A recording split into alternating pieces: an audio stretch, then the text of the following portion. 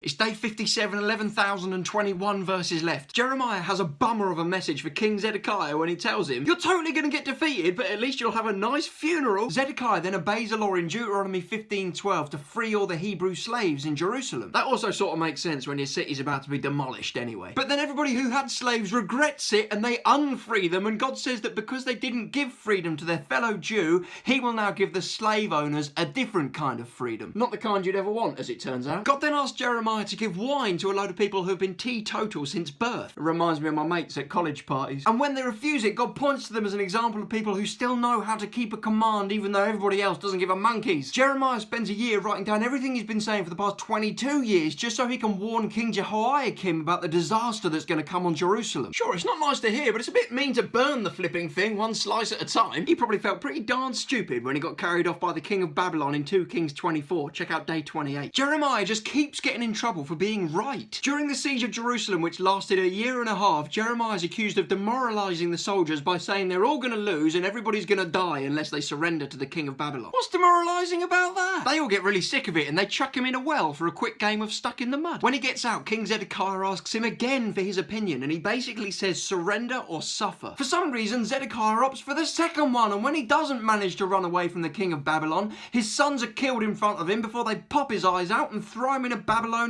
jail forever. I wonder if he believed Jeremiah by this point. After Jerusalem is destroyed, the commander of the army finds Jeremiah, frees him, gives him provisions and a present. Anyone else for a date? Gedaliah then gets put in charge of all the Jews who still live in Jerusalem, but gets assassinated by a guy called Ishmael, who then does a runner. The Jews are then so scared of the king of Babylon that they flee to Egypt, even though Jeremiah keeps telling them to stay put. They all worship the Queen of Heaven in Egypt, and that's the end of them. Tune in tomorrow for Jeremiah's disastrous epilogue.